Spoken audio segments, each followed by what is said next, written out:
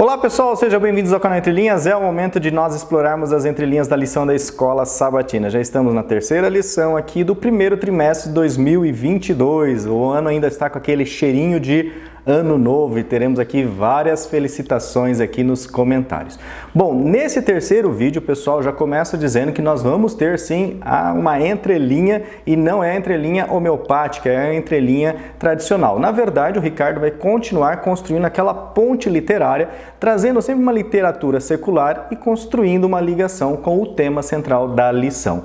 A lição de hoje tem como título central O Filho Prometido. Estamos estudando nesse trimestre o livro de Hebreus. Teremos também aqui a participação do Marcos André na linha do rodapé e também com o quadro na perguntas para discussão.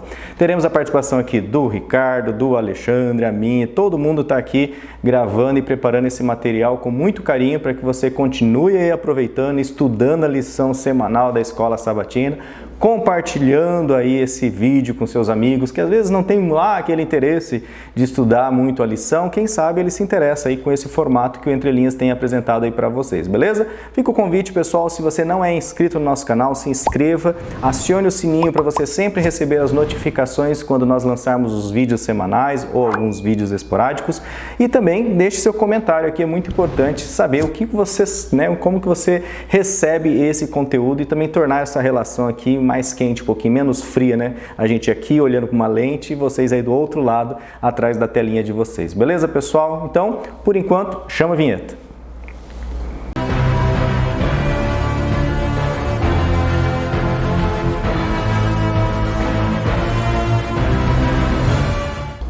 Bom, pessoal, aqui nos comentários das entrelinhas, nós temos aqui várias pessoas que dedicaram um pouquinho do seu tempo para deixar aí a sua impressão, a sua felicitação de um novo ano. Temos aqui o comentário de Kelly Cristina Brosten. O que aconteceu? Não é melhor descansar antes? Que Deus abençoe. Falando sobre o cansaço do Ricardo, creio eu, né? Pulei direto para o Alexandre, ela está dizendo. De tão cansado que estava o Ricardo no vídeo 2. Esmeralda Viana, minha sogrinha querida, estive lá com ela, eu, minha esposa, meu filho também passamos lá as festas de final de ano com ela. Boa noite, ela diz, bom dia ou boa noite, feliz ano novo para vocês meninos sábios. Nas entrelinhas, Deus continue abençoando vocês. É isso aí, a sogrinha que sempre fez uma comidinha gostosa lá para nós. Obrigado, sogrinha. E deixamos a casa dela uma bagunça, faz parte, né? Sandra Bittar, oi meninos e família Entre Linhas, muito aprendizado e aspectos interessantes que auxiliam muito a aprofundar os estudos das Escrituras Sagradas. Gostaria de destacar um dos aspectos de Cristo, o qual confesso que necessito estudar mais, que é Jesus como mediador de uma nova aliança. Se possível, gostaria de mais esclarecimentos. Irmãos da família Entre Linhas, podem me auxiliar? Ela coloca aí, pessoal, todo mundo da família Entre Linhas, pessoal, quem é inscrito aí é da família. Muito agradecida pelo estudo, excelente férias, hashtag fui até o segundo Marcos, próspero 2022 com as bênçãos de Deus. Edna Patrícia, que o Senhor continue abençoando ricamente vocês, preocupada com você, viu, Ricardo? O seu cansaço é visível. Oro para que o Espírito Santo renove as suas forças. Realmente a gente estava maratonando Entre Linhas para gravar, né, no ano passado, e agora, graças a Deus, o Ricardo está aqui, está mais disposto, com mais saúde e muita disposição. Secretário-Geral, está aqui o nome do perfil. Novo ano, nova lição, nova esperança, nova graça, nova misericórdia 2022. Jesus, nossa esperança. Cristo é a nossa graça. Jesus Cristo é o nosso sacrifício pleno e oferenda pelo pecado. Minha salvação. Agora eu não sei espanhol aqui, deixa eu pegar meu assistente de espanhol. Minha salvação é o quê? Será que é a cidade dele ou é minha salvação? Mistério. Mistério aqui, ó. Secretário-geral, depois comenta aqui o seu comentário. Se minha salvação é só uma saudação ou se é a cidade de onde você está falando. Hilda Pinheiro. Oi, Hilda. A Hilda deixa aqui vários beijinhos, vários coraçãozinhos. Hilda, Ian e família. Deseja a vocês e a sua família um ano novo de 2022 de muita paz e muita fartura. Que o nosso Senhor Yeshua nos conceda um ano novo de muitas realizações, paz, amor, saúde. que nenhum mal assole nossos lares e que sempre possamos buscar a esperança de dias melhores com fé em nosso Senhor Jesus Cristo. Um grande abraço, feliz ano novo, e ela deixa aqui um monte de figurinha. Muito obrigado, Hilda Pinheiro, e também para o nosso fã lá, o nosso inscrito Ian. Um abraço para vocês dois e um próspero ano novo também para vocês e sua família.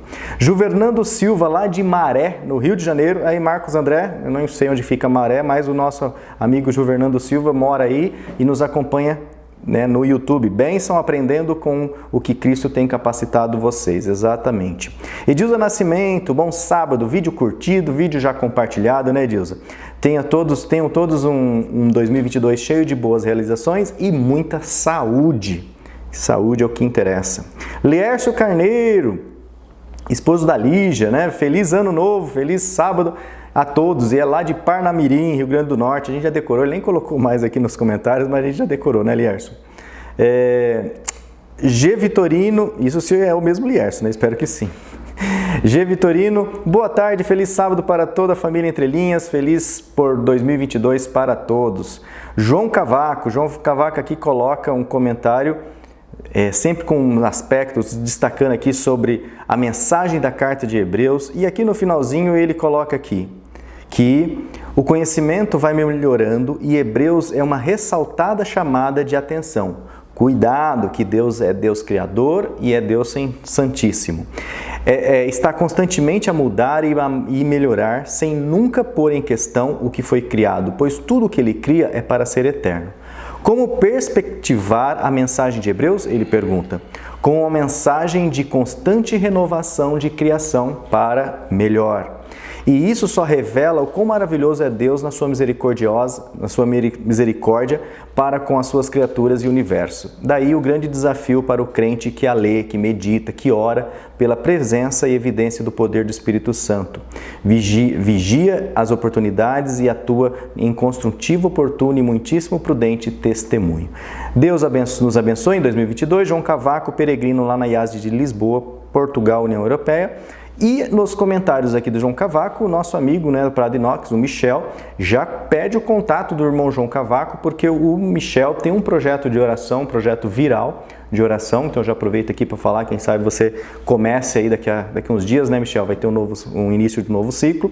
Então, se você estiver interessado em participar desse projeto, é um projeto muito legal, onde 4 irmãos se reúnem no horário, geralmente de manhã, mas é o horário que os 4 se definirem, para orar. Né, para meditar na palavra de Deus. É uma coisa bem rápida, de 15 a 20 minutos, é uma coisa muito legal mesmo, né? Não é enrolado, não perde tempo, nada. Você acorda, às vezes, se reúne lá com o seu grupo, é vídeo chamada, então não tem dessa de WhatsApp, bom dia, boa tarde, boa noite, trocando texto, não, é cara a cara, né? Face to face, e é muito legal o projeto que o Michel, né, desenvolve aí. Então, quem quiser, né, levar esse projeto para a sua igreja, aqui em Campo Mourão, o Michel me convidou, eu trouxe para cá o projeto, nós estamos aqui com já acho que umas 90 pessoas orando todas as manhãs, divididas em grupos no WhatsApp. Então, pessoal, é muito legal. Quem tiver interesse, só deixar aqui no comentário, o Michel está lendo os comentários, acompanhando, né, Michel?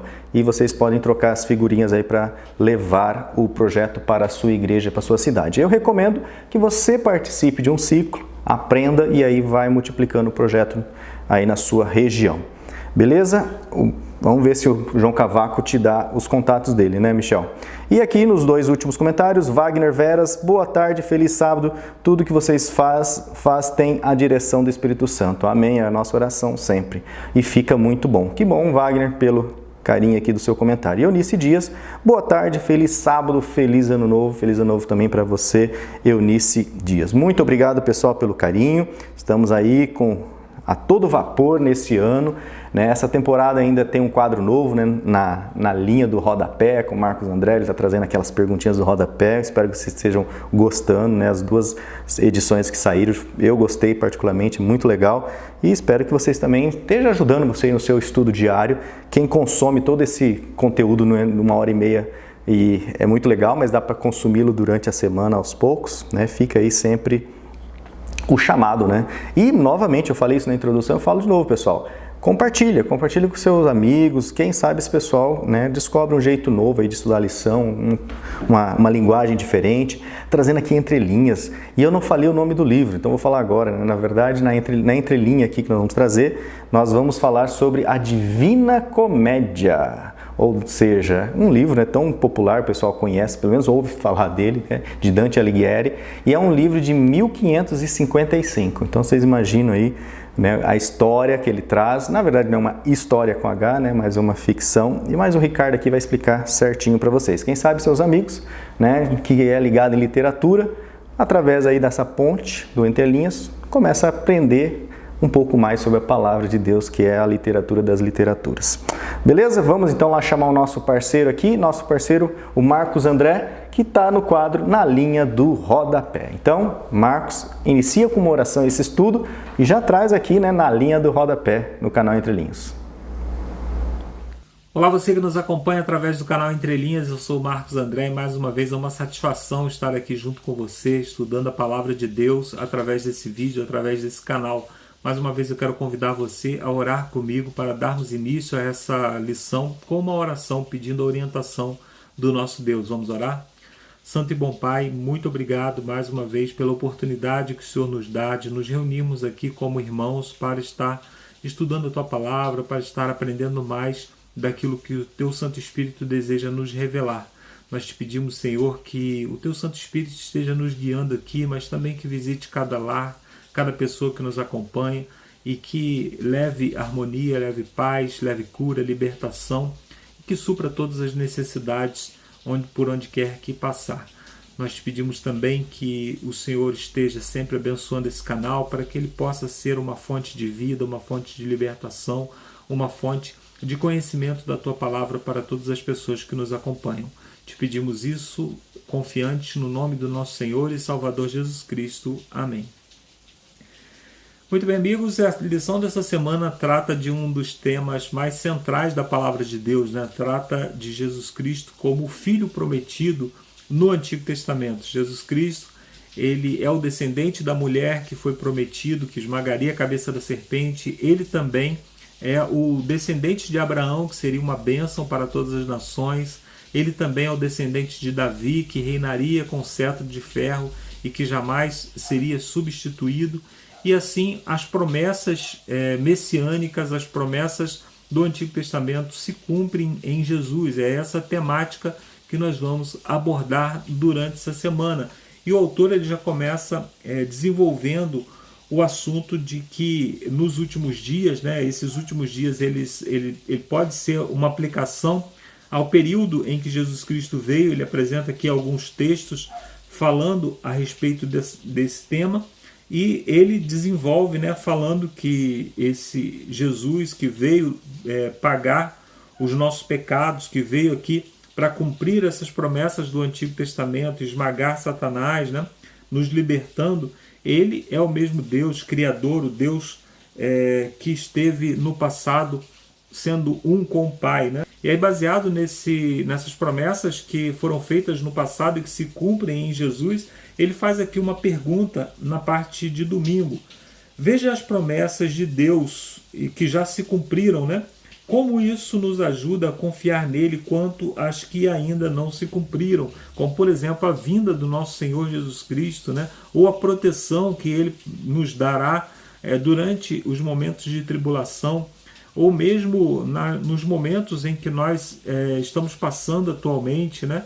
A promessa de que o pão não nos faltaria à mesa, que nós sempre teríamos o que vestir, o que comer.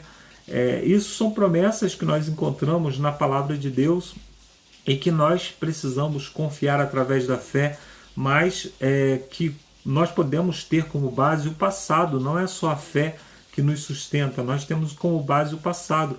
O preço mais caro que já foi pago no universo foi pago pelo nosso resgate, né? Quando Jesus Cristo, o Filho amado de Deus, foi enviado para pagar os nossos pecados. Então, se isso não foi negligenciado por Deus, se Deus ainda assim, tendo que pagar esse grande preço, ele enviou seu Filho para morrer por nós, o que mais ele não nos daria, né?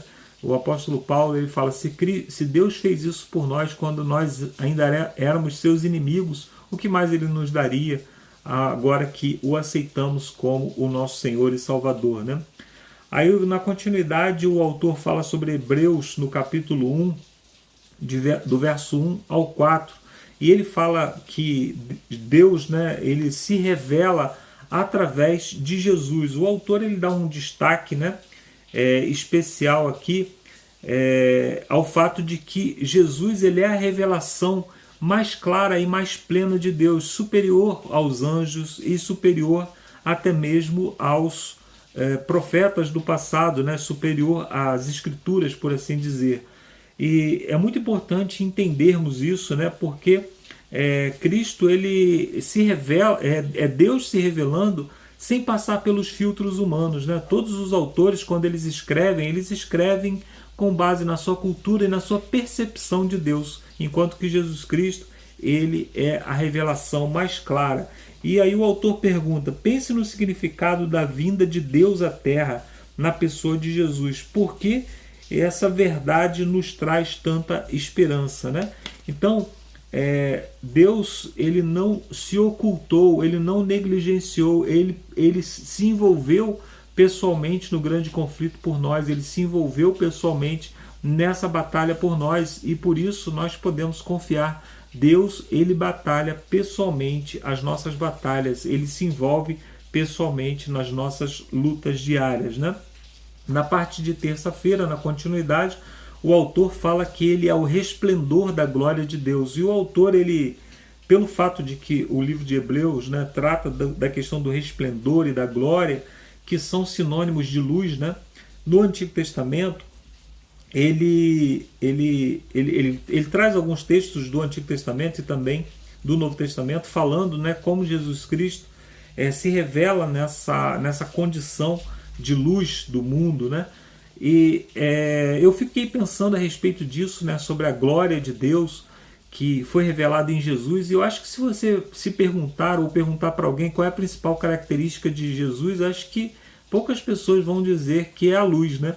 Que é a glória, que é a iluminação, a glória que verte de Jesus, porque isso aconteceu apenas num momento isolado ali no Monte da Transfiguração, né? Mas existe um texto no Antigo Testamento que revela um pouco mais a respeito da luz de Deus e que não foi destacado aqui na lição, e eu gostaria de ler com você, porque quando Moisés pediu a Deus para ver a sua glória, ou seja, a sua luz, né, já que a palavra glória aqui ela tem um sinônimo de luz, né, Deus te deu uma resposta muito interessante lá em Êxodo, no capítulo 33, verso 18. Moisés diz assim, rogo-te que me mostre a tua glória. E aí Deus responde assim, farei passar toda a minha bondade diante de ti, e te proclamarei o grande nome do Senhor. Então, como que Deus revela a sua glória a Moisés? Fazendo passar diante dele a sua bondade. E quando você se pergunta, né, qual é a principal característica de Jesus, acho que muitos de nós vamos nos lembrar, né, da misericórdia, de como ele era amoroso, misericordioso, por onde quer que ele passasse, ele estava alimentando, ele estava curando as pessoas. E eu acho que é uma coisa para pensarmos, né, enquanto que nós almejamos ver a glória de Deus e ver tantas coisas grandiosas, ele se revela de maneira tão simples, né, cuidando do próximo, cuidando da alimentação de quem é faminto, cuidando das necessidades de quem passa por alguma necessidade, né? Aí o autor ele faz uma pergunta aqui, por que é maravilhoso o fato de Jesus nos revelar o caráter e a glória do Pai?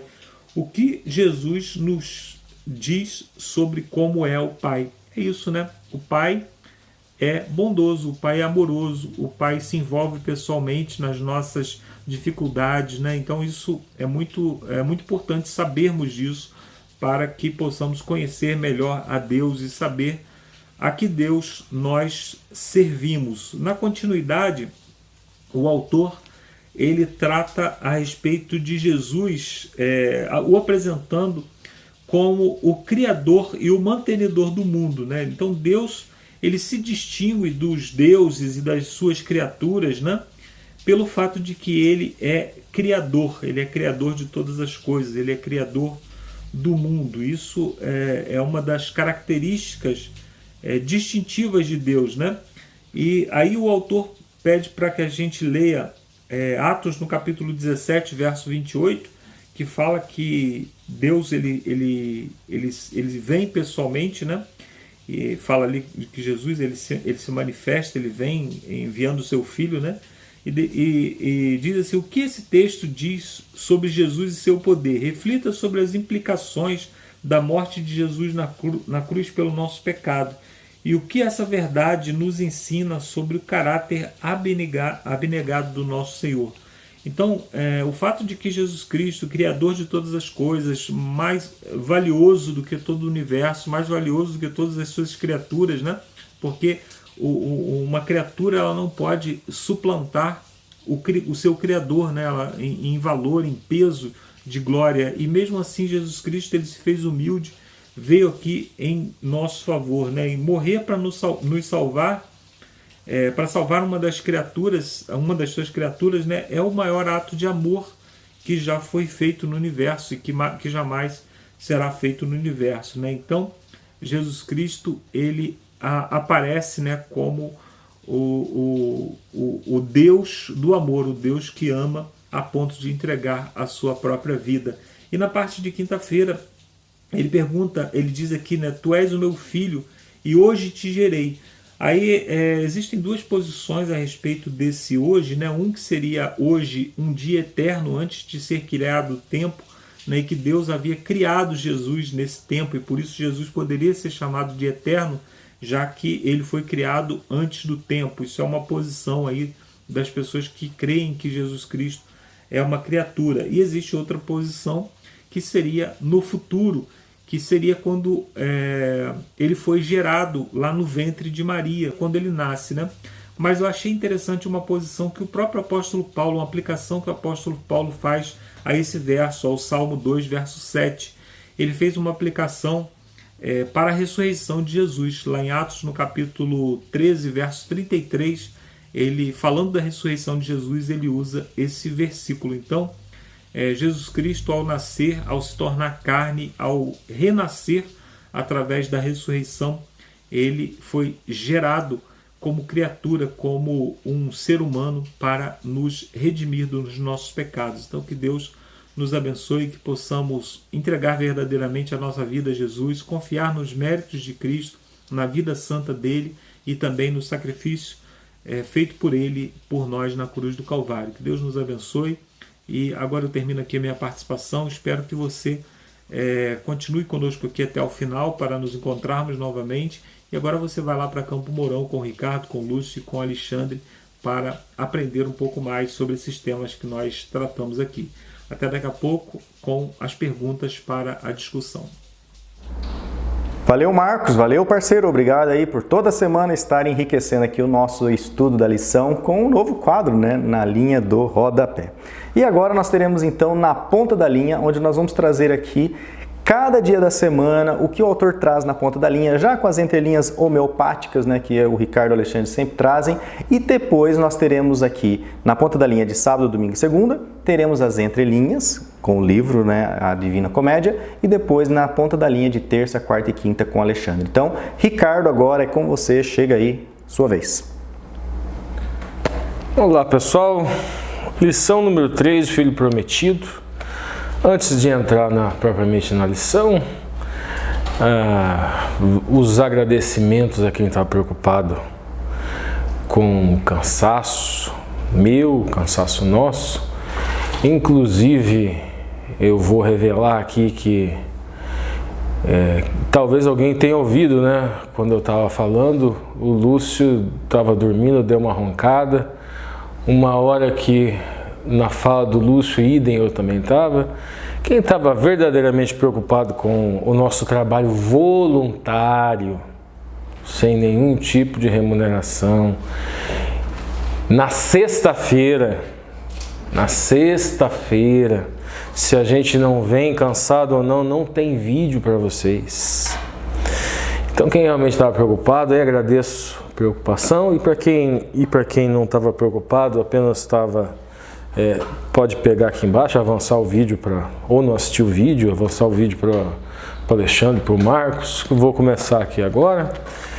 E como o Lúcio fala, eu sou esse doce aqui. Não tem teatro para vocês, gente. Eu sou esse doce que vocês estão vendo. Lição 3, o filho prometido. Eu vou começar trazendo 3 expressões hebraicas que vão ajudar para vocês no sábado. A primeira expressão hebraica é ben, que ela pode significar filho e ela pode significar também jovem. Ela se escreve com um bet e com um nun. Na pictografia hebraica, que é como a língua foi escrita lá nos seus primórdios, e ela é importante para trazer algumas noções, inclusive algumas noções poéticas, muitas vezes, para o texto da Torá, que foi escrita nessa língua, né, com essas letras primitivas. O bet, na pictografia, é uma casa. E o nun pode ser um peixe ou uma semente. Mas a relação aqui importante é a semente. É como se o ben, o filho, o jovem, fosse a semente da casa. Outra expressão que é menos utilizada, muito menos, difícil de ser encontrada, inclusive na Torá, para filho, é bar, que significa cereais, grãos, trigo. Significa também o descampado, significa a campina. Também pode significar a parte exterior de alguma coisa. E também pode significar filho de, ou filho. A outra expressão que ela já é mais encontrada na Torá é zerá. Antes de eu passar para zerá, acho que talvez é interessante, né, falar sobre a questão da pictografia de bar também, né? É um bet e um resh. É uma casa e também é cabeça. Expressão zerá significa semente, grão, trigo, descendente. Também pode ser a época de um plantio e também pode ser filho. Essa expressão também é encontrada na Torá. Zerá se escreve com zain, que seria um arado ou uma arma. E um resh, que seria cabeça, como eu já falei anteriormente. Vamos para o verso para memorizar e depois nós vamos ver como isso vai ser relevante no sábado. Isso vai ser importante para trazer até algumas noções poéticas que só são encontradas no original. Mas vamos para o verso áureo, a cabeça, vamos dizer, da lição. Mas, nesses últimos dias, nos falou pelo Filho, a quem constituiu o herdeiro de todas as coisas, e pelo qual também fez o universo. O Filho que é o resplendor da glória de Deus e a expressão exata do seu ser. Hebreus capítulo 1, versículo 2 e 3. Separei alguns detalhes aqui para vocês. Primeira coisa, gente. A quem constituiu o herdeiro de todas as coisas e pelo qual, e essa expressão pelo no grego é dia, que significa por meio de, ou para, ou ainda, ou por causa. Então, o que nós abstraímos, nós retiramos aqui do texto e do grego? Note, gente, a quem constitui o herdeiro de todas as coisas e por meio do qual também fez o universo. Por meio dele, por meio do Filho, por intermédio. Ou também é possível ser feita essa tradução para. O universo foi criado para ele, ou por causa dele. Então nós temos a seguinte imagem mental aqui com relação à criação do universo, o bará, Bará é criar em hebraico. Universo poderia, na tradução, nós temos 3 possibilidades. Possibilidades interpretativas. Esse universo foi criado por intermédio, por meio do Messias, o Messias pré-encarnado, antes, obviamente, dele ser gestacionado no ventre de Maria, para ele, ou por causa de Yeshua HaMashiach, ou seja, por causa do Jesus, o Cristo. Então vamos lá.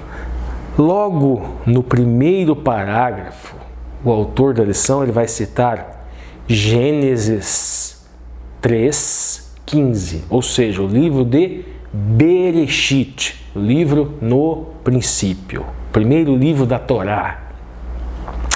E nesta passagem fala justamente da inimizade que é colocado entre a mulher, entre a semente da mulher e a semente da serpente. A tua semente e a sua semente, isso que nós encontramos lá. E qual é a expressão hebraica que nós encontramos aqui? A expressão hebraica aqui é zerá, que significa semente, grão, sêmen, filho ou descendência.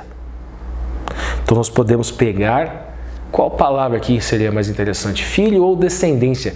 Porém, inimizade entre a descendência da mulher e a descendência da serpente. Um paralelo interessante aqui, num outro jogo de linguagem dentro da própria Torá que se equipara, é a questão do filho das trevas e filhos da luz. Prosseguindo, nós temos agora uma paráfrase. O autor vai trabalhar com intertextualidade com o espírito de profecia, especificamente com desejados de todas as nações, na página 31, da seguinte maneira, abre aspas: depois que Adão e Eva ouviram pela primeira vez a promessa, aguardavam um cumprimento imediato dela. Receberam alegremente seu primeiro filho, na esperança de que fosse o libertador. Contudo, a concretização da promessa demorou. O autor da lição aqui no sábado vai nos trazer outras 2 passagens, outras 4 na verdade.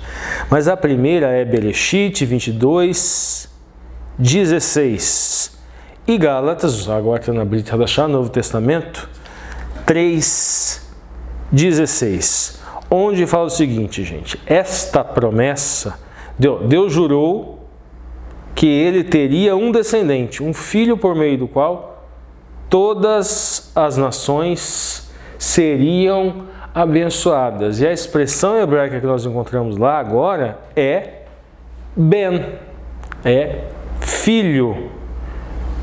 Lembrando, um Bet e um Nun é como se fosse a semente da casa de Abraão. Outra passagem que o autor da lição aqui nos traz é 2 Samuel 7:12 e 14, se referindo agora a outra casa, a casa de Davi. E aqui, gente, nós vemos a expressão zerá. Note agora, lembra que eu falei a questão da pictografia que pode trazer elementos poéticos? Tanto no Gênesis 3:15, que fala da linhagem, da descendência da serpente e da descendência da mulher, como aqui agora em Samuel 7:12, é a mesma expressão zerá. Zerá se escreve com um zain, que é uma arma, e com um reish, que seria cabeça. Vocês se recordam ou notaram, perceberam que lá em Bereshit 3,15 fala que a serpente será ferida na cabeça, que ela te ferirá no calcanhar. O calcanhar aqui, Yaakov, é um símbolo de algo torto, que acabou se conectando com uma outra palavra, Yakev, em hebraico, que é um sinônimo de trapaça. Tem até um jogo de linguagem utilizado por Esaú na Torá, um trocadilho que ele faz com o nome Jacó, que ele recebeu esse nome porque ele veio depois e como se tivesse vindo pelo calcanhar. Mas como o calcanhar é torto, esta palavra ela acaba também se relacionando com Yakev, que é trapaça, como se fosse algo torto. Depois o nome dele é modificado para Yasharel, retidão com Deus. Esta expressão idiomática, esse jogo de linguagem, nós encontramos aqui, quando a serpente tenta trapacear a descendência da mulher. E quem é esta descendência da mulher? É o Mashiach, que já foi prometido aqui. Nós já encontramos essa promessa do Messias lá em Gênesis 3,15. E esse Messias, já prometido como sendo uma arma para esmagar a cabeça da serpente trapaceira, também é linhagem real, linguagem davídica. E novamente nós encontramos Zerá. Ele é a arma, a principal, a cabeça, vamos dizer, das armas, a principal arma para lutar contra o inimigo e nos trazer e nos possibilitar a salvação. É o Zain da letrinha. Vocês percebem o recurso poético aqui? Zain é a arma da cabeça. E lá em Bereshit, lá em Gênesis 3,15, a descendência da mulher fere, como se fosse uma arma, fere a serpente justamente na cabeça. Prosseguindo, gente, nós vamos agora para o domingo e vamos falar nestes últimos dias, que está falando justamente de algo que nós encontramos aqui no verso áureo.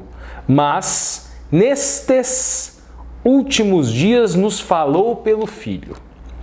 Por quê?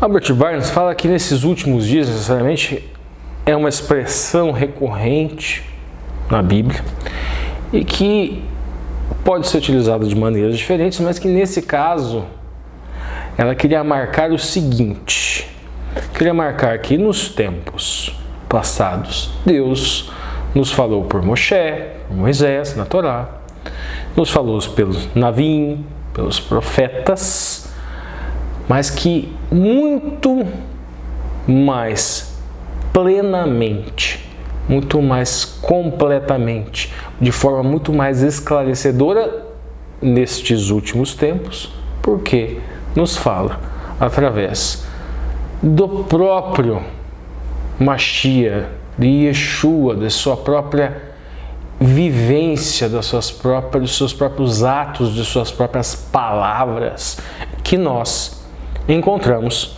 na Brit Hadashah. Então, veja bem, este último método de comunicação de Deus através do próprio Messias, do próprio Mashiach. Aqui, no primeiro parágrafo de domingo, o autor fala que revela que Paulo acreditava estar vivendo nos últimos dias, porque o Messias prometido lá no Bereshit, lá no princípio, lá no livro do Gênesis, ele veio, ele efetivamente teria vindo. E o autor vai trabalhar com algumas passagens que eu vou marcar algumas diferenças das expressões com relação a tempo. Os profetas usaram a expressão últimos dias para falar sobre o futuro em geral, e daí está entre parênteses Devarim ou Deuteronômio 4:3 e Jeremias 23:20. Nos dois casos, a expressão utilizada é Yamim, que significa dias, ano ou os anos de vida de uma pessoa. Então, em Deuteronômio, em Devarim 4:3 e em Jeremias 23:20, a expressão de tempo se refere aos anos de vida ou a um ano limitado. É um pouco diferente do outro exemplo que ele traz, que é Daniel usou a expressão tempo do fim para falar sobre os últimos dias da história do planeta Terra. É diferente agora. E a expressão utilizada é leet, a raiz é et, que significa tempo, era, período ou estação do ano. Vocês percebem as diferenças das duas passagens? A primeira é uma expressão Yamim que pode ser aplicada num contexto de anos de vida de um indivíduo. O segundo exemplo trazido aqui é uma expressão que pode ser relacionado com o tempo da Terra, tempo de duração do planeta, ou uma época específica, uma estação do ano, um período de tempo, uma era. Primeira pergunta que nós encontramos no domingo, ela está lá em Bamildebar, em Números 24, 14 e 19, e em Yeshayahu, em Isaías 2, Isaías 2 e versículo 2 e 3.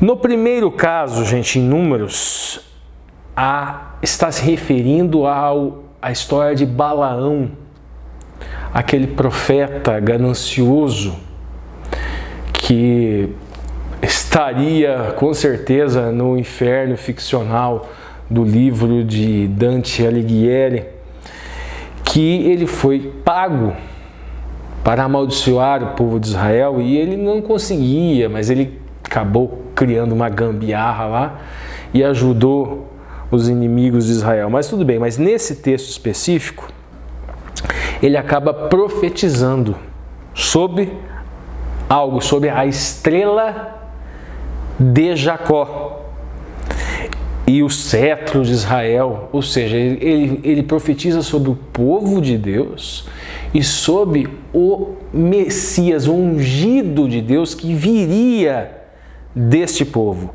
E a expressão de tempo que nós encontramos lá é Yamim, que pode ser dias, ou os anos de vida, ou o ano, ou anos específicos, um ano específico.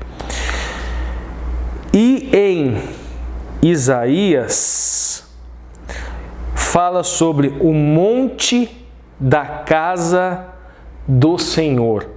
Monte, gente, naquele contexto, naquela época, a altura do monte ela se relacionava com a questão dos deuses. Se colocavam altares nos montes, se colocavam templos de adoração em locais altos. Então aqui acredita-se que é uma expressão idiomática para querer dizer que Yahweh é maior do que os outros deuses, que ele se demonstraria que o monte da casa do Senhor, ele se demonstraria mais elevado do que os outros deuses. E isso ocorreria com a vinda do seu ungido. As duas profecias elas se relacionam, elas estão relacionadas. A questão do monte da casa do Senhor e da estrela de Jacó, o cetro de Israel. Seguindo agora na ponta da linha, gente. Vários profetas anunciaram os últimos dias. E aqui o autor da lição vai falar justamente do que nós já falamos, de Números 24. E ele fala o seguinte: Deus levantou um rei que destruiria os inimigos do seu povo e que atrairia Israel. Isso nós encontramos em Isaías 2. Paulo disse que essas promessas foram cumpridas no Messias. Ele derrotou Satanás e atraiu todas as nações sobre si, como nós encontramos em Colossenses 2 e João 12. E nesse sentido, estaríamos últimos dias, ou seja, essa expressão idiomática, esse binômio aqui dos últimos dias é para marcar justamente uma fase de uma nova comunicação com Deus, através do próprio Mashiach, que era anunciado por Moshe e pelos profetas, pela Torá, Moshe e Navim, os livros de todos os profetas. Continuando, o autor fala o seguinte, gente, que nossos pais espirituais morreram pela fé. Ele vai começar a falar sobre a questão dos mártires. Bom, gente, o autor da lição aqui, ele vai desenvolver um raciocínio por uma razão específica. Os judeus, principalmente os judeus ortodoxos, eles aguardam uma vinda do Mashiach com um cumprimento mais literal, uma interpretação mais literal, uma interpretação mais... Então, todas as promessas que eles olham lá, eles enxergam que vai acontecer num determinado território, que os inimigos, eles não seriam aquilo que nós poderíamos chamar de inimigos espirituais. Alguns segmentos até negam a existência deste inimigo satânico, esse ser espiritual. Outros não, outros aceitam. Por isso que o autor da lição vai marcar esse raciocínio, trabalhando com uma questão de promessa e promessas cumpridas num plano espiritual e não propriamente num plano material.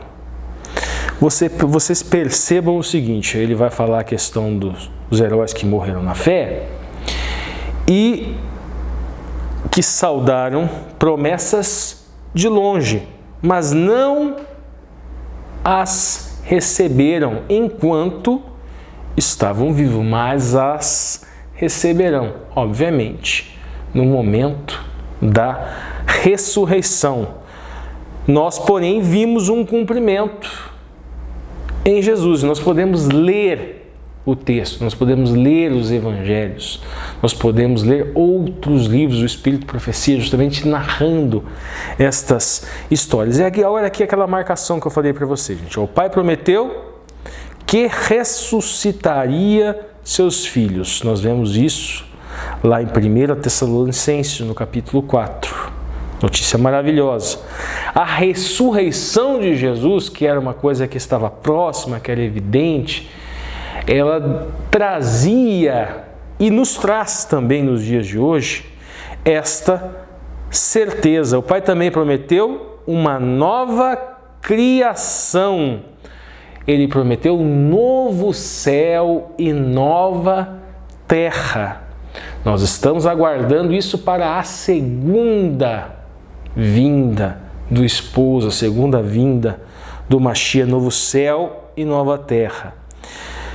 E ele prometeu uma nova vida espiritual em nós, mudança, aquela questão de você introduzir a Torá em sua mente, que vai gerar um conflito com a Torá da carne, que será sanada pela Torá do Espírito, que vai crescer, que vai escrever agora não mais em tábua de pedra, mas em seu coração a própria lei de Deus. Ele prometeu estabelecer o seu reino, como em Daniel, aquela pedra que foi lançada não por mãos humanas, que ela era lançada em direção aos pés de barro, que simbolizava o último reino de povos que não se misturavam, e este reino que duraria, que perduraria para todo sempre.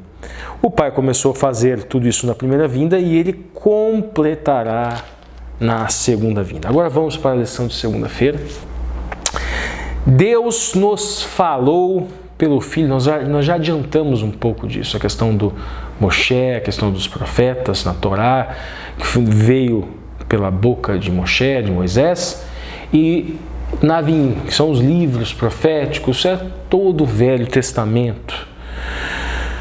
Leia Hebreus de 1 a 4, gente. No primeiro versículo há uma fala, a fala através do... é a questão da fala através do Filho, que primeiro, tudo aquilo que a gente vem falando, primeiro nos foi falado pelos profetas, agora o próprio Filho vem nesse processo de comunicação. No versículo 2, a marcação de Yeshua como herdeiro de todas as coisas. No versículo 3 vai falar sobre graça, e que essa graça do Mashiach é justamente uma marca impressa, é a imagem Tselem, é a imagem do próprio Mashiach, aquele que habita o esconderijo do Altíssimo e a sombra do Onipotente efetivamente descansou. E mais alguns detalhes, gente. Fala o seguinte, que esse Cristo, que Yeshua, ele é de sua essência, de mesma essência, a expressão grega hipostasis, que pode ser traduzido por substância, essência. Ele sustenta todas as coisas e ele faz purificação de pecados e está à destra, uma posição de honra, uma expressão idiomática para marcar essa questão de uma posição de honra às destras nas alturas. Tanto a expressão à destra como nas alturas denotam aquilo de Yeshua estar em uma posição de honra superior. E no versículo 4, a questão ele tem uma posição de excelência quanto aos anjos, e ele também tem uma posição de excelência com relação ao nome. E aqui Shem, em hebraico, sempre que vocês verem Shem, vocês têm que lembrar que Shem é nome, mas também é reputação. Então esta excelência com relação ao seu nome, à sua fama, à sua reputação, respeitabilidade. O autor da lição na ponta da linha fala o seguinte, gente, que no original grego Hebreus 1, capítulo 1, do versículo 1 a 4, é um único verso, que teria sido dividido em quatro versículos, mas é uma única mensagem. E agora ele vai trabalhar com uma contextualização. Para os judeus do primeiro século, a palavra de Deus não era ouvida há muito tempo. O que está se falando aqui? Qual é o autor da lição está falando? Do período chamado de intertestamentário. E ele vai nos falar, gente, o seguinte, que esse período intertestamentário, ou seja, que houve sem uma comunicação através de a boca de Deus, Navi, o profeta, sem um profeta específico falando, o autor da lição nos traz aqui que, por meio do profeta Malaquias e do ministério de Esdras e Neemias no 4º século antes de Cristo. É que marca o período intertestamentário do 4º século antes de Cristo até os tempos de Cristo. E aí nós vemos João Batista, o profeta, que anuncia esta nova fase de comunicação.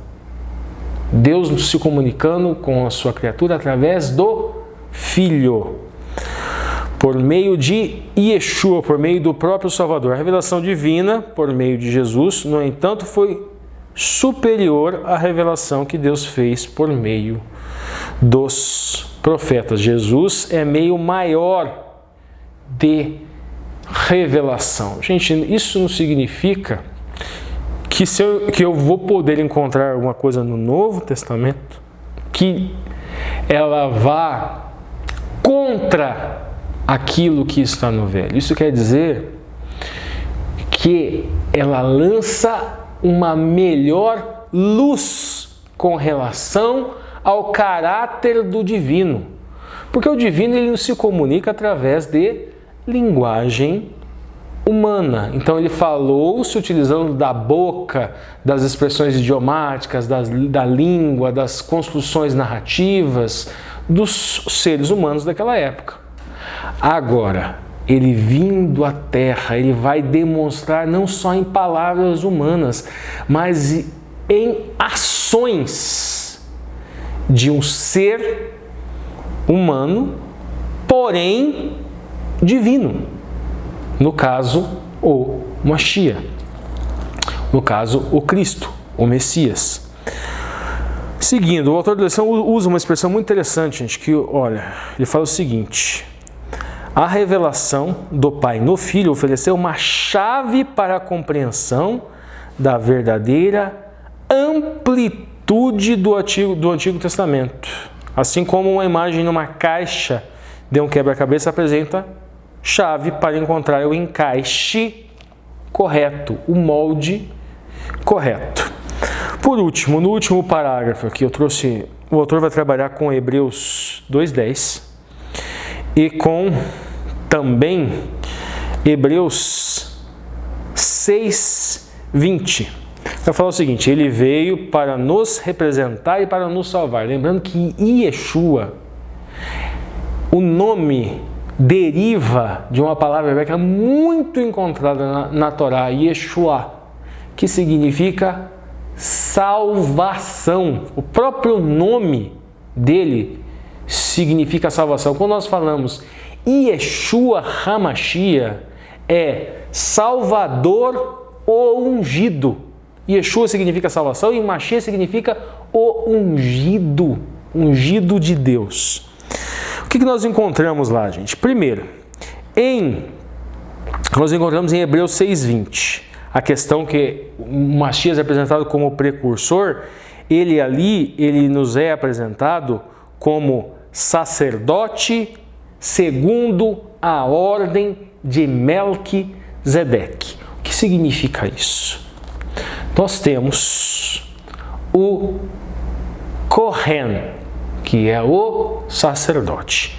Kohen, ele necessariamente precisa ser da linhagem levítica. Dentro dessa linhagem de Levi, que é um filho de Jacó, lembra que nós estávamos falando lá atrás da casa de Jacó? Quando nós falamos da estrela de Jacó, lembra lá atrás quando nós falamos da profecia de Balaão? Então aqui agora nós estamos falando disso. Então nós temos lá, Jacó, ele teve um filho chamado Levi. Desta tribo, dessa linhagem, vem a linhagem sacerdotal. Dentro dessa linhagem de Levi, nós temos Arão. Arão, da linhagem araônica, vem Gadol Kohen.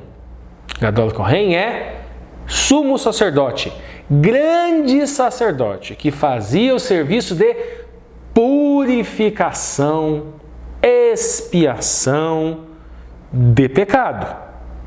Este é o Gadol Kohen. Ele pegava o cordeirinho, o pecador transferia simbolicamente o pecado para o cordeiro. O Gadol Kohen fazia todos aqueles atos simbólicos, simbolizando a transferência do cordeiro para o templo, depois para o bode, que era soltado para o deserto, toda aquela história que vocês conhecem, lá no Mishkan Kodesh, lá no santuário terrestre. Só que nós encontramos na Torá Abraão. E Abraão, depois de vencer uma guerra, ele pega os espólios dessa guerra e oferece em dízimo para alguém chamado Melquisedeque, que já era sacerdote, que já era Kohen. E isso muito antes do nascimento de Jacó, e muito antes do nascimento de Levi, e muito antes do nascimento de Arão. Logo, um sacerdócio superior. Apenas a título de curiosidade, existem várias interpretações com relação a quem seria esse Melquisedeque. Uma interpretação que eu acho das mais interessantes, das mais convincentes, é que Melquisedeque seria um dos filhos de Noé. Seria, no caso, Sem, que ainda estaria vivo, e como na Torá nós vemos que o primogênito era o responsável por esse trabalho espiritual, esse trabalho sacerdotal, essa interpretação, entendo ela a mais plausível, mesmo que hajam outras. Mas o importante para essa lição é que ele é um sacerdócio superior. O Machia tem um sacerdócio superior ao sacerdócio araônico, ao sacerdócio levítico. E esta é a intenção do texto. O outro é Hebreus 2:10, gente, que ele é chamado de príncipe da salvação. Lembrando novamente que Yeshua é uma expressão que significa Yeshua, e vem de Yeshua, que significa salvação. Esse nome Yeshua também deriva, agora falando de paleo-hebraico, de Josué Yehoshua, que significa Yahweh salva.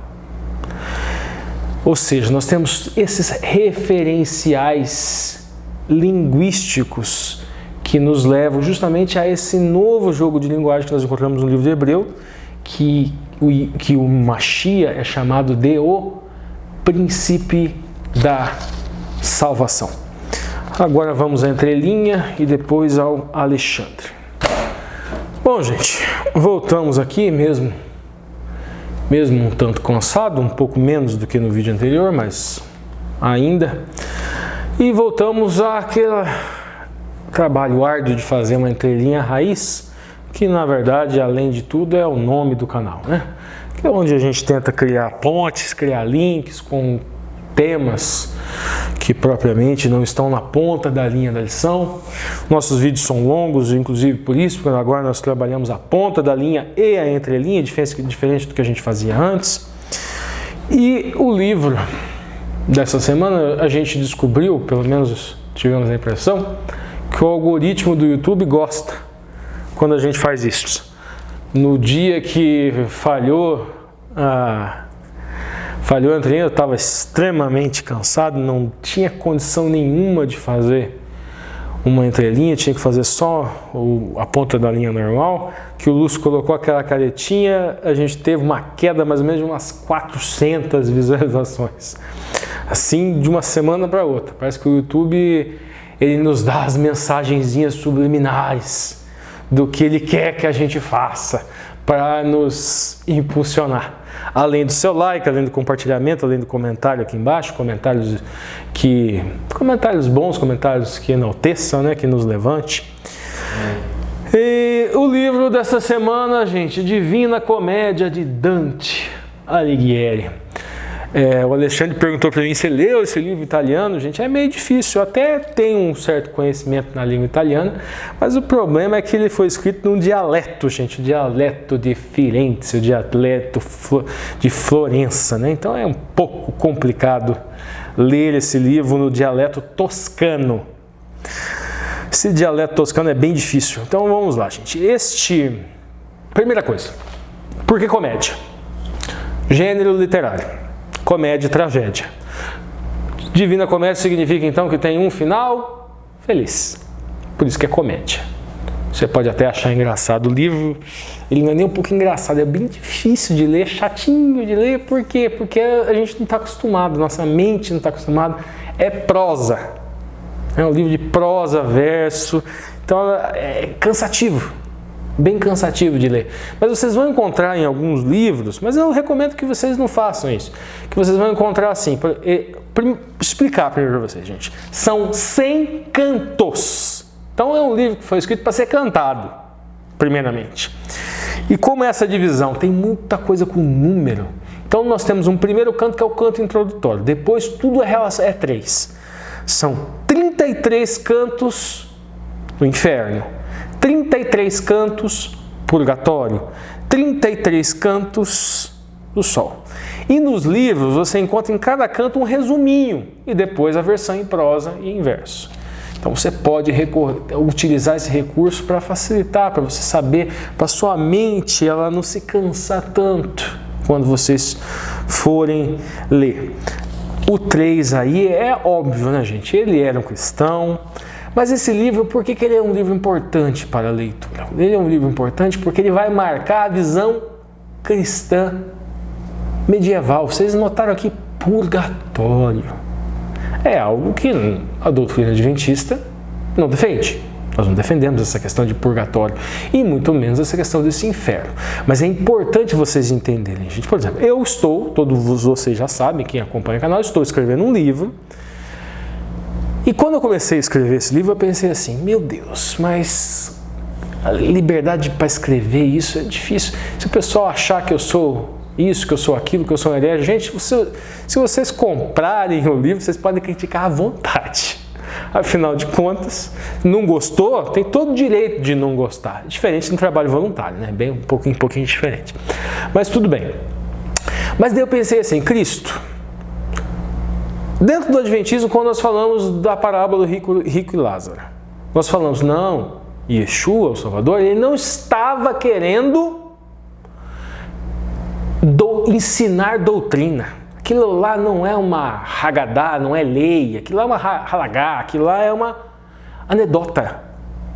Ele não estava dizendo que existe propriamente uma vida fora do corpo, uma vida sem um espírito fora do corpo. Ele não estava querendo dizer aquilo, mas ele pegou uma história da época que não era propriamente a doutrina a qual nós vemos lá na Torá, nós vemos nos profetas, e ele constrói uma mensagem.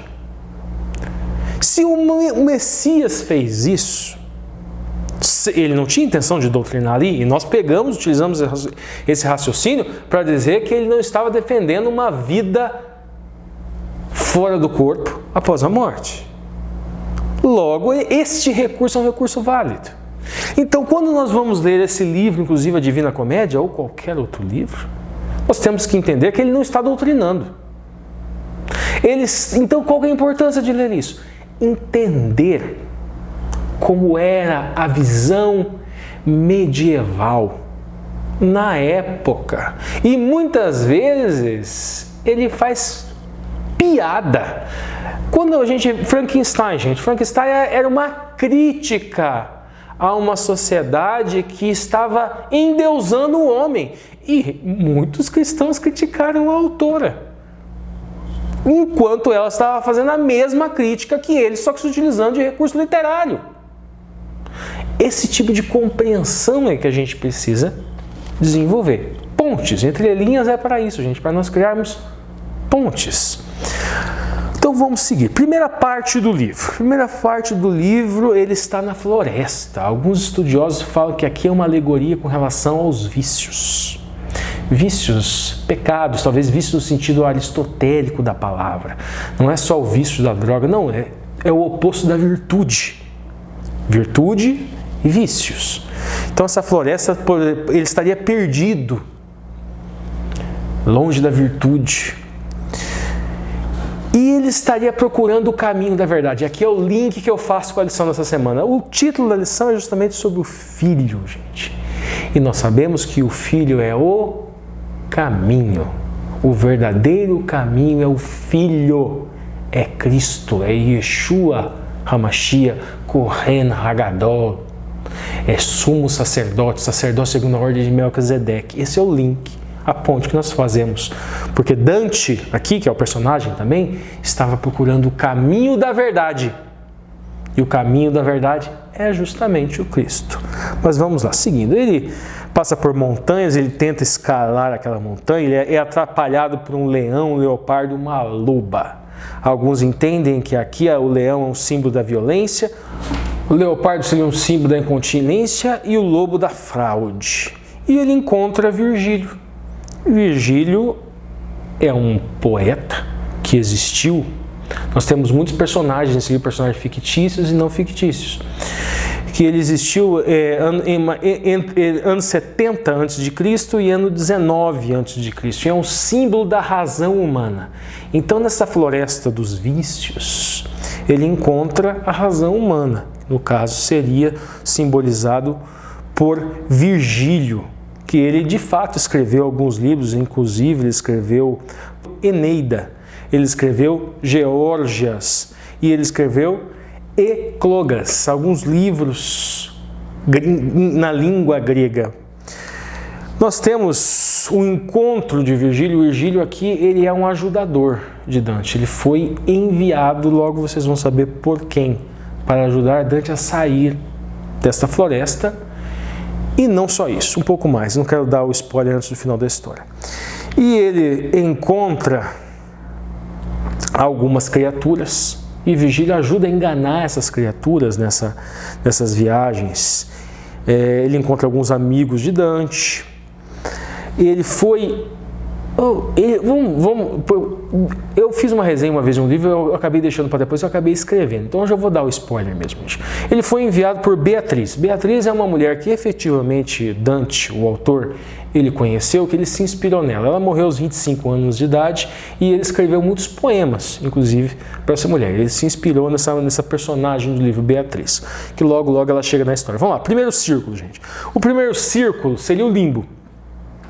Que seria, ali existiria ali as pessoas que não seriam batizadas e que elas teriam vivido antes de Cristo e por isso não poderiam ir para o céu, e elas viveriam nesse primeiro círculo que seria o limbo, e onde eles se encontram o castelo com 7 portões, que são símbolo de 7 virtudes, que seria castidade, caridade, temperança, diligência, paciência, bondade e humildade.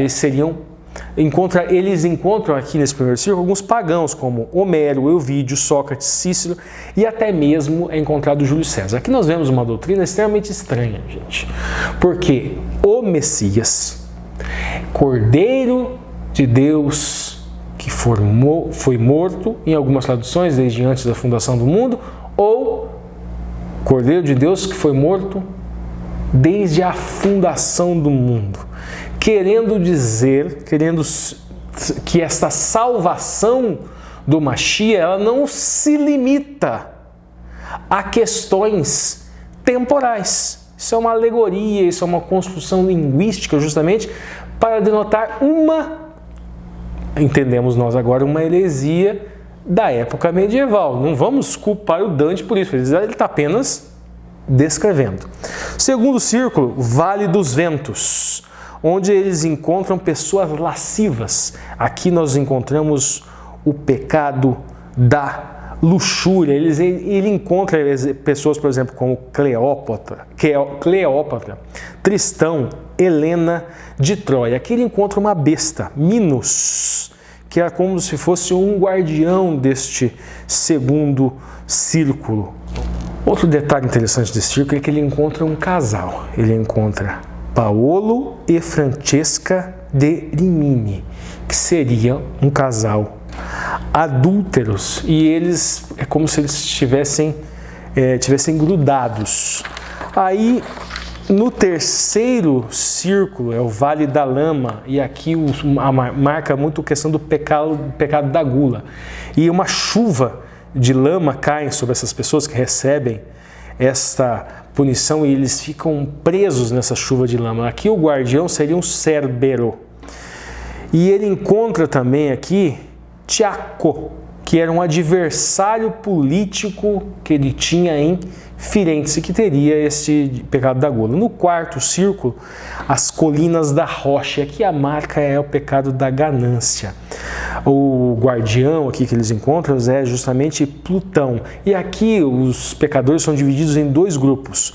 Um grupo que seriam os acumuladores de dinheiro e outros que seriam os gastões, vamos dizer assim, os pródigos, aqueles que torravam dinheiro.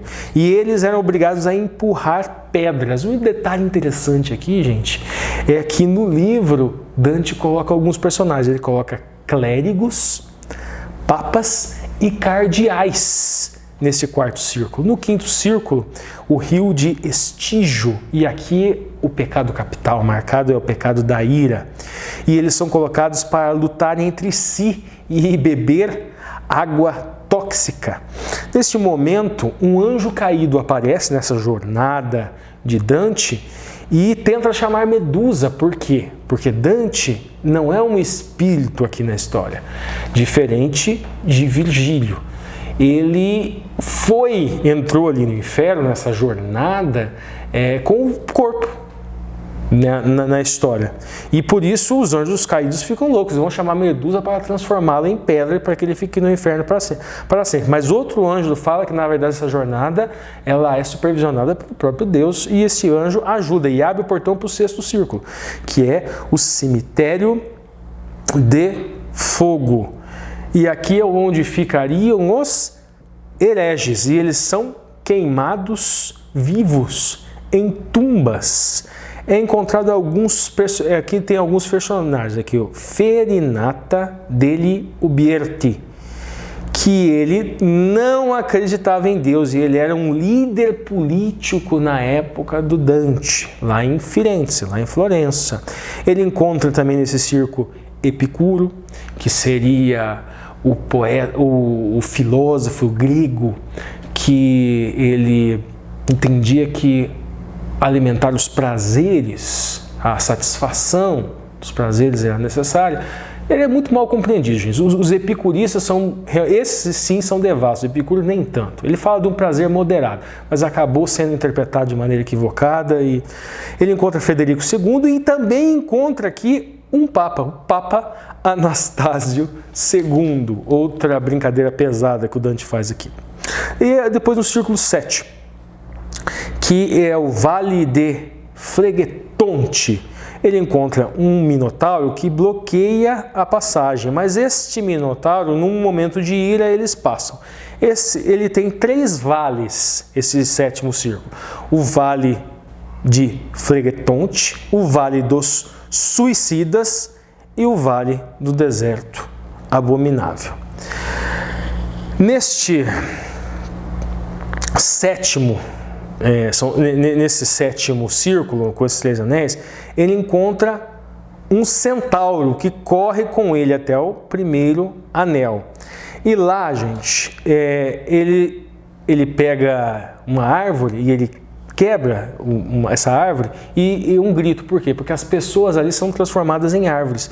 E as arpias se alimentam das flores, das folhas dessas árvores, que causa muita dor para ele. Ele encontra Pietro della Veggia, que seria um conspirador do imperador, que foi cegado, lançado na prisão, e em razão disso ele tirou a própria vida. Ele encontra também Gerião, que seria um monstro da fraude, que os ajuda a ir para o 8º círculo, que é Mebolge, que teriam 10 bolgeas, ou seja, fossas, com pontes e poços em formato de círculo. O guarda seria Malacoda. E este guardião, ele mente, fala: não, essa viagemzinha pelas bolgeas, pelas fossas, vai ser bem tranquila. Mas nesse caminho, dessas pontes, ele encontra sedutores, feiticeiros, falsos profetas, provavelmente Balaão, está aqui o Balaão lá da lição, políticos corruptos, hipócritas, ladrões, maus conselheiros, alquimistas, falsificadores e infiéis. Ele encontra também Bonifácio VII e ele encontra um gigante, Anteu, que os ajuda a ir para o próximo círculo, que é o lado de Cosite, onde algumas almas ficam submersas no gelo. Ele encontra Boca degli Abati, que seria um traidor de Firenze, de Florença. E ele também encontra uma outra alma congelada nesse 9º círculo, no último círculo, que é Lúcifer. E Lúcifer tem 3 bocas. Em uma boca estaria Judas, na outra boca estaria Brutus, e noutra boca estaria Cássius, e Lúcifer está preso no gelo. E para escapar desse círculo, eles têm que subir pelo corpo de Lúcifer. E eles escalam, chegam a uma ilha, e nessa ilha eles chegam ao Monte Purgatório. Ele adormece, e Virgílio, depois quando ele acorda, fala que Santa Luzia o carregou para o Purgatório. Depois que ele dorme, um anjo coloca em sua testa 7 P's, que seriam 7 pecados capitais. E ele, em cada cômodo, em cada andar do purgatório que ele fosse percorrendo, um P seria retirado. O primeiro é o do orgulho, onde as pessoas elas empurram pedras, montanhas acima. O segundo, da inveja, onde as pessoas elas têm as pálpebras costuradas e elas ficam gritando exemplos de humildade. O outro andar é o da ira, onde uma fumaça densa e espessa os cegam. O outro é o da preguiça, onde elas correm sem parar e não tem tempo nem para descansar. O quinto seria o da ganância, onde eles são amarrados e eles gritam exemplos de caridade, são os gananciosos. O sétimo seria o da gula, onde eles ficam passando fome e sede. Isso é o purgatório, gente. Imagina o inferno, como é pior. Vocês vejam que tem um paralelo, né? O sétimo é o da luxúria, onde eles chamas de fogo e eles ficam clamando exemplos de castidade. Em cada compartimento, um P foi retirado. E para sair do purgatório para ir ao céu, ele tem que passar por um muro de chamas de fogo. Ele adormece, Virgílio some e Beatriz, ela aparece. Beatriz aqui, segundo alguns de nós, é um símbolo do conhecimento divino. E ele conta todos os seus pecados para Beatriz, que fica muito triste. Mas ela perdoa e fala, e tem 2 rios. Um rio seria um rio do esquecimento, e um outro, no caso dos pecados, e um outro rio que seria um rio da memória. Esses 2 rios, Rio Enoé e Rio Lete. No Rio Lete, Matilda está se banhando nesse rio Lete, e ela leva Dante para se banhar no rio do esquecimento, onde ele tem os seus pecados lavados e esquecidos. O céu, e agora no céu nós temos agora 9 esferas. A primeira esfera seria a lua, onde teriam pessoas que teriam quebrado os seus votos. No segundo seria o Mercúrio, pessoas que praticaram boas ações. No terceiro céu seria Vênus, e ele encontra Charles Martel d'Anjou, que explica para Dante a questão da necessidade da diversidade social e a necessidade da inclusão social. Olha, gente, o livro, nós estamos falando aqui século XIV. 4. A esfera do Sol, onde ele encontra São Tomás de Aquino e mais 11 almas que fazem um discurso sobre o não julgar precipitado e a atenção à prudência. A 5ª esfera é a esfera de Marte, e quem morreu, onde encontra-se quem morreu pela fé em Deus. Lembra que nós vimos isso na lição, inclusive, dessa semana, pessoas que morreram pela fé. E lá ele encontra Catiagilda, que vai falar sobre o passado de Florença, de Firenze, e vai falar da obrigação de Dante de transferir esse conhecimento aos habitantes de Florença. 6ª esfera é Júpiter, onde estão os reis que foram justos, e ele encontra uma águia gigante nessa 6ª esfera. Na 7ª é Saturno, onde estão aqueles que tiveram temperança e que oraram fervorosamente durante a vida. Ele vê uma escada dourada, ele vê São Pedro Damião, que faz um sermão sobre a questão da corrupção do clero, dos religiosos, e sobre predestinação e o declínio moral da igreja neste período. E a 8ª esfera são estrelas fixas, onde ele vai encontrar Maria, vai encontrar Adão, Pedro, Tiago, João, que vão falar sobre as complexidades do céu e do Éden. E na última esfera é a Primum Mobile, é o final que todo mundo acha maravilhoso, bonito.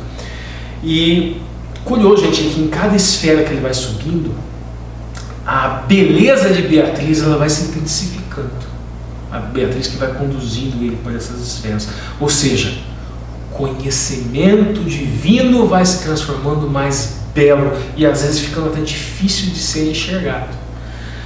E nesse prêmio mobile, que é o último, gente, é onde estão Deus e os anjos. E tem um compartimento maior, que é o Empyre, que é uma cobertura de luz onde ele vê Deus e onde ele vê a Trindade. E ele tem o entendimento do amor de Deus em toda a sua complexidade. Essa é a entrelinha dessa semana agora, o Alexandre. Obrigado, Ricardo. E a gente segue aqui ainda em ritmo de férias, né? Ainda não voltamos totalmente à nossa rotina, mas entramos agora na lição de terça-feira, dia 11 de janeiro. E o título dela é Ele é o resplendor da glória de Deus. A gente vai seguir com o texto base da lição dessa semana, que é Hebreus 1, de 1 até 4, que é um texto que descreve basicamente a figura de Jesus Cristo e localiza, apresenta ou introduz esse Jesus Cristo ao contexto da carta de Paulo aos Hebreus.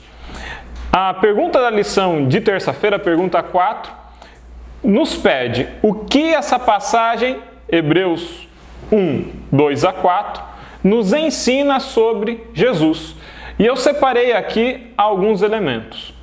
Primeira delas, Cristo é Deus. Segundo, Cristo reina com Deus. Cristo purifica pecados. Cristo é, portanto, o nosso Redentor. E Cristo é também o nosso Criador. Poderíamos sintetizar em Cristo é Deus, Cristo é Criador, Cristo é Redentor e Cristo é Rei. Ele reina com Deus. Essas questões elas são muito profundas e muito complexas, inclusive. Existe uma tentação, que é uma tentação que eu considero muito perigosa. A gente já falou sobre ela em lições passadas. É a tentação de tentar produzir uma ontologia do divino. Ontologia, por ontologia eu quero dizer a ideia de tentar compreender as origens e o funcionamento desse indivíduo. Como que ele se situa no mundo, como que ele opera, como que ele funciona. Tentar produzir uma ontologia de Cristo é absurdo. Porque nós podemos produzir ontologias de humanos, porque nós somos humanos. Cristo é humano, mas Cristo é mais do que humano. Cristo transcende o humano. Cristo é o divino também. Tentar produzir uma ontologia de Cristo, tentar entender plenamente o funcionamento da natureza de Cristo, é uma tentação muito perigosa. Porque qualquer coisa que a gente afirme sobre, qualquer coisa que a gente produza sobre, caminha muito perigosamente no campo da especulação. É preciso falar isso logo de início, logo de cara. Nós não vamos conseguir entender plenamente como funciona a divindade. Nós não vamos conseguir entender plenamente a natureza de Deus e a natureza de Cristo. Nós somos humanos. A natureza de Deus é uma verdade que nos transcende, que nos é superior. Por isso, a gente tem que ter sempre essa humildade, essa posição como ponto de partida, para não incorrer em caminhos que podem ser inclusive perigosos em termos de doutrina. Se a gente for ver o cristianismo no primeiro século e no segundo, terceiro século, muitas das heresias que surgiram, como o arianismo e o gnosticismo, nasceram de questionamentos acerca da pessoa de Cristo. Alguns vão dizer, Cristo não era humano, Cristo era divino. Outros vão dizer, Cristo não era divino, Cristo era humano.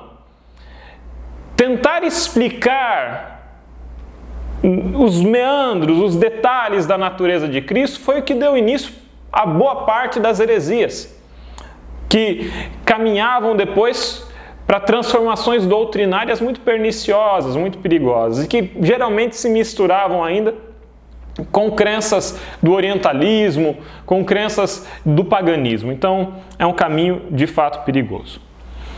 A questão 5, ela pede para que a gente leia Êxodo 24, 16 a 17, Salmos 4, 6, 36, 9 e 89, 15. Destaco Êxodo 24, 16 a 17, quando é o momento em que a glória de Deus se manifesta no Sinai, o momento em que vai ser apresentada a aliança, em que vai ser apresentados os mandamentos, vão ser apresentados os mandamentos, né? A pergunta é, como esses textos nos ajudam a entender o que é a glória de Deus? Já que Cristo é a glória de Deus, né? A glória de Deus no Sinai, o poder de Deus baixando sobre um monte que fumegava. Outro momento, em Salmo, agora 4, 6, o bem é a luz do seu rosto. Então, apresentando aqui o bem e a luz como sendo a glória de Deus. Ainda vai se apresentar nessas passagens Deus como sendo a fonte da vida, a fonte de júbilo, da alegria e, novamente, a fonte de luz. O que é a glória de Deus? Eu destaco aqui Deus e a glória de Deus como sendo o bem absoluto, a perfeição absoluta, a pureza absoluta, o amor absoluto. Eu reforço esse aspecto do absoluto porque, como seres criados à imagem e semelhança de Deus, nós podemos, em nossas obras, manifestar traços do caráter de Deus.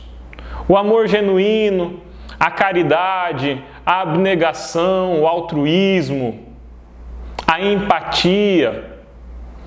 Cada gesto de carinho que a gente faz pelo outro é um gesto de carinho do divino, que opera em nós e que, por nós termos a imagem de Deus, nós refletimos no contato com o semelhante. Os próprios seres animados da criação, o cuidado dos animaizinhos com seus filhotes, o companheirismo entre os animais de um mesmo grupo, de um mesmo bando, entre as aves que formam um casal, como os pinguins, por exemplo, os cisnes que formam um casal para a vida toda. Os seres da criação, eles manifestam atributos do divino, porque eles foram criados pelo divino. Só que esses atributos, essa virtude, essas coisas boas, não são próprias da criação, mas descem do céu para a criação, vêm de Deus. O bem absoluto, a pureza, a verdade, o amor absoluto reside numa pessoa, e essa pessoa é Deus. Tudo aquilo que é bom vem de Deus. É de Deus que procedem as luzes que iluminam esse mundo tenebroso. É de Deus que vem o bem, o amor, a vida, o júbilo. E isso é muito exaltado no livro de Salmos, em que repetidamente o salmista louva a Deus, e louva a Deus pela sua justiça, pelo seu amor, pelos seus atributos. Eu diria, portanto, que a glória de Deus é essa bondade absoluta, esse atributo de justiça, de perfeição, de completude. Quando a gente vai para a definição que o próprio Deus faz de si para Moisés, ele diz: eu sou aquele que se basta, aquele que é por si mesmo. Aquele que é o quê? Vai dizer o apóstolo João: amor. Deus é amor. E a glória de Deus é amor. Avançamos para a lição de quarta-feira. Por meio dele, Deus fez o universo. O texto base, Isaías 44, 24, depois 45, 18 e por fim Neemias 9, 6. Visto que no Antigo Testamento o Senhor disse que criou o mundo sozinho e que é o único Deus, Como conciliar essa afirmação com as declarações do Novo Testamento de que Deus criou o universo por meio de Jesus? Continuamos em Hebreus 1, agora nos versículos 2 e 3. Nos versículos 2 e 3, o apóstolo Paulo nos diz que a criação do universo foi feita por meio de Jesus Cristo. Mas quando a gente vai para Isaías 44, 24, por exemplo, fala que Deus criou sozinho. E é interessante essa passagem de Isaías 44, porque apresenta o aspecto dúplice, tanto da criação como redenção. Deus formou, Deus criou sozinho, mas esse mesmo Deus, em Isaías 44, 24, é o Deus que redime. E é interessante porque quando a gente vai para Jesus Cristo, em Hebreus, a gente ainda vê o aspecto da redenção acontecendo por meio de Jesus Cristo. E essa capacidade de redimir, de recriar, ela vem justamente da ideia de que Deus é o Criador. E se Ele é o Criador, Ele pode recriar, Ele pode redimir.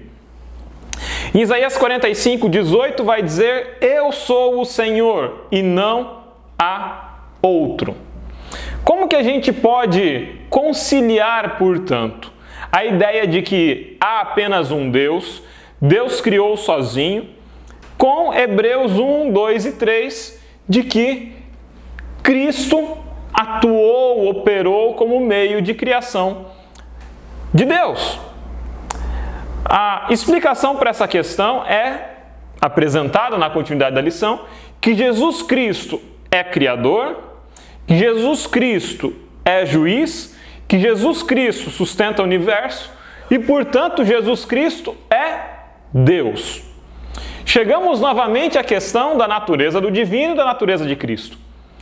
Entender que Cristo é coeterno com Deus, que a natureza de Cristo é triuna, sendo Deus Pai, Deus Filho, Deus Espírito Santo, três pessoas em uma. E ao mesmo tempo podemos utilizar como ilustração a afirmação do próprio Cristo. Em João 10:30, ele diz: eu e o Pai somos um. Em outro momento, como dizem, mostra-nos o Pai. Quem vê a mim, vê o Pai. Eu e o Pai somos um. Afirmar que Jesus Cristo é Deus, que o Espírito Santo é Deus, que Deus o Pai é Deus, e que há apenas um Deus, e não 3 deuses, ou 4 deuses, ou 5 deuses separados, é uma questão complexa, é uma questão difícil, e é uma questão na qual precisamos ter uma boa dose de humildade.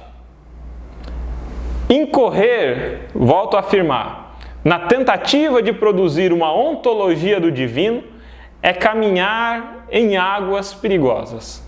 É caminhar em caminhos que o nosso conhecimento não consegue discernir, porque é entender de algo que nos é superior.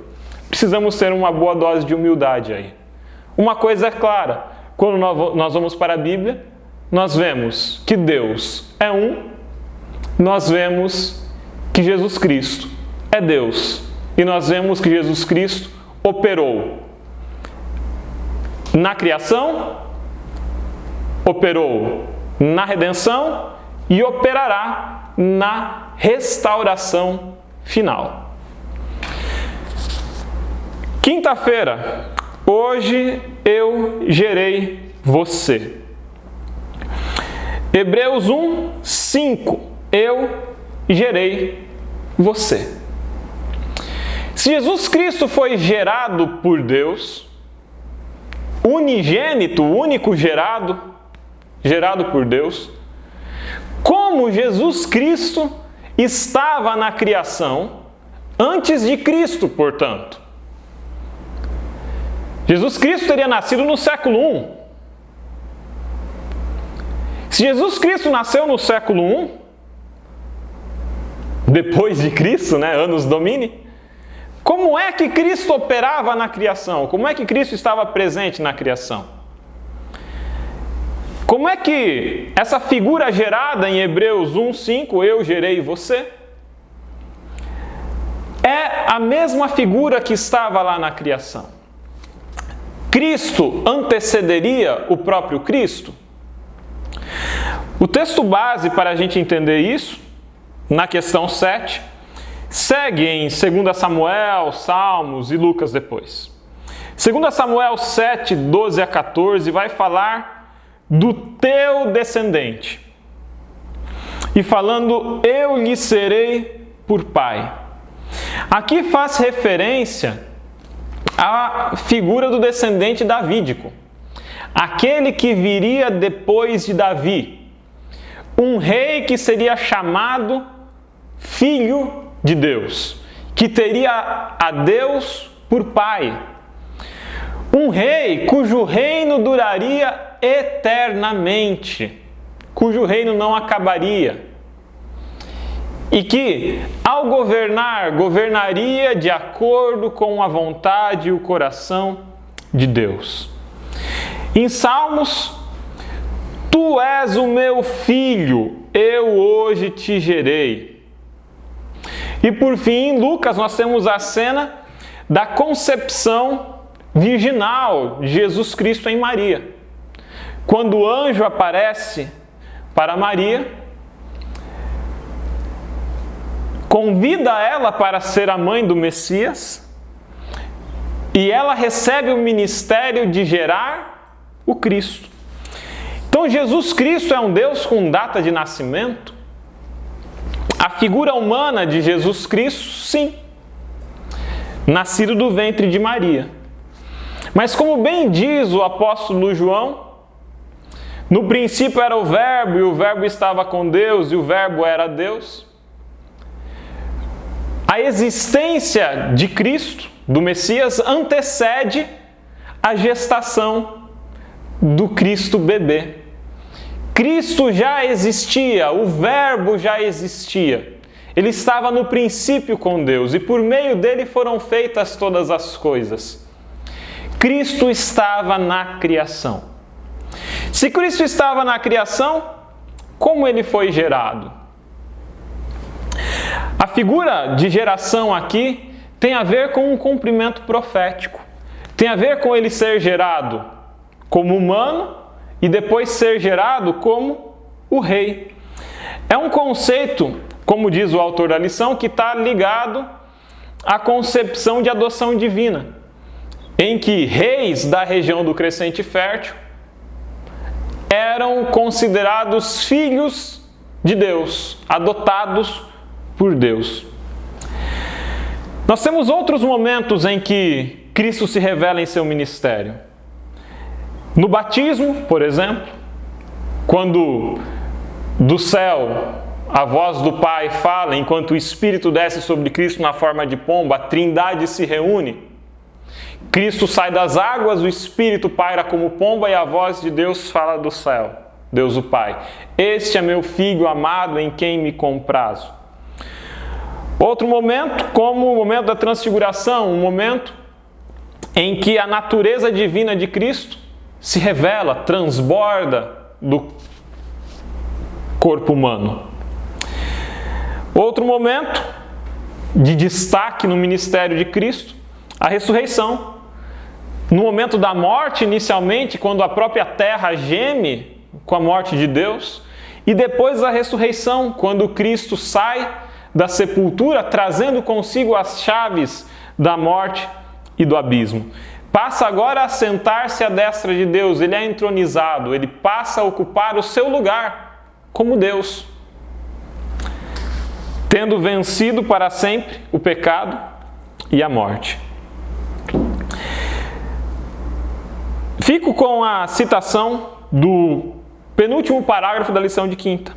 A ideia de Jesus como um ser gerado se refere ao início do governo de Jesus sobre as nações e não ao início de sua existência. Ele sempre existiu.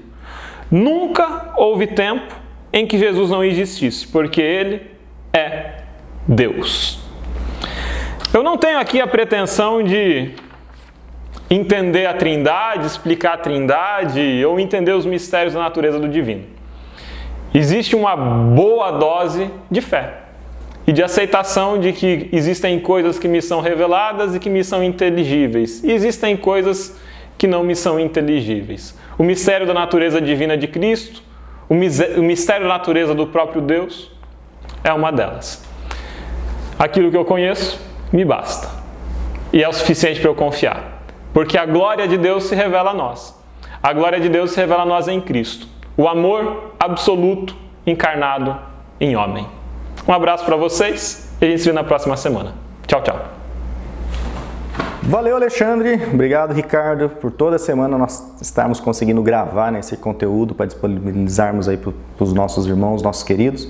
E agora, antes de nós encerrarmos essa lição, esse vídeo, nós temos ainda o quadro Perguntas para Discussão, que são as perguntas que aparecem aí no nosso guia na sexta-feira, que o Marcos André sempre traz para a gente essas perguntas e também encerra esse estudo com uma oração. Então, Marcos, mais uma vez, é com você.